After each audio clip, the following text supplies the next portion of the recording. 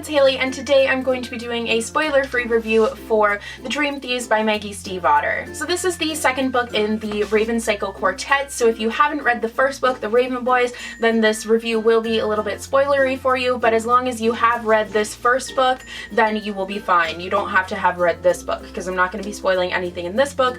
I just will be spoiling this book because this one comes after. You get the point, let's just move on. So The Dream Thieves picks up right where the Raven Boys left off, where Adam has woken up the ley line and now he has all this power inside of him, and it's all crazy stuff that went down at the end of that book. But this one takes a different turn and it focuses more on Ronan. And Ronan does this thing where he dreams a lot. Ronan is a really mysterious character, but he has these dreams all the time, and this book really delves into those dreams and they become a really central part of the plot. And this book is kind of focused on uncovering his secrets and all that makes him mysterious.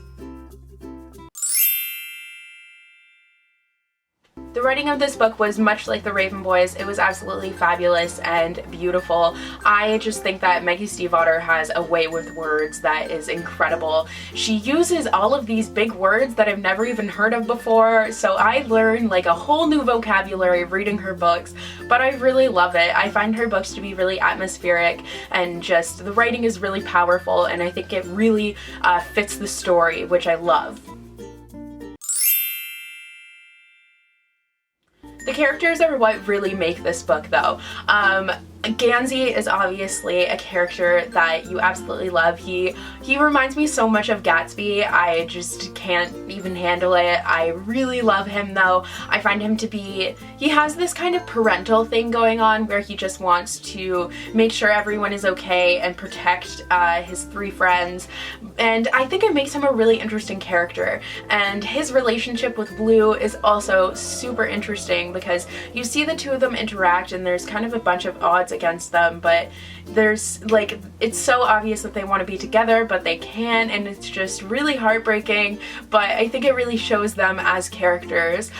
Blue is a character that I really love because I love her family. I love seeing her interact with the Raven Boys because she really holds her own. She's not letting them like push her to the side and be like, no, you're a girl, you can't help with this. Like, she really makes sure that she's actively involved in everything that's going on, and I really love how she doesn't even question anything about it. She doesn't question what her mom is doing, and she doesn't question anything that the Raven Boys are doing with the ley lines. She's just like, yeah, okay, it's a regular Monday. Like, I love that. I also really enjoyed Noah. I found that you got to see a little bit even more of him in this book, and I really loved that. I really liked seeing him interact with Blue in one of the scenes. That was one of my favorites.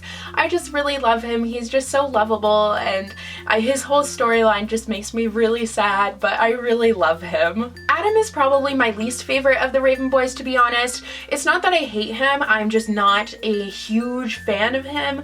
I find that he can get really annoying, but I do understand his circumstances and how he doesn't want to accept handouts because he wants to be able to do it on his own. But I found that his storyline in this book maybe was a little bit lacking. Like, I did enjoy kind of seeing how he's trying to deal with the power, and it's kind of the question of when it's gonna happen, like when this is all gonna come out, but I felt like there could have been more done with that. Like, not that I didn't enjoy him or anything, but he was just definitely my least favorite storyline in this one. And Ronan was absolutely my favorite storyline in this one. He is such a mysterious, kind of broody James Dean figure, and you get to really delve into him in this book. You get to see it really, this book is about him, and you get to see how he became who he was. Like, you get to uncover all these secrets and kind of peeling back the layers of him like he's an onion or something. You find out so much about him, and I really loved that.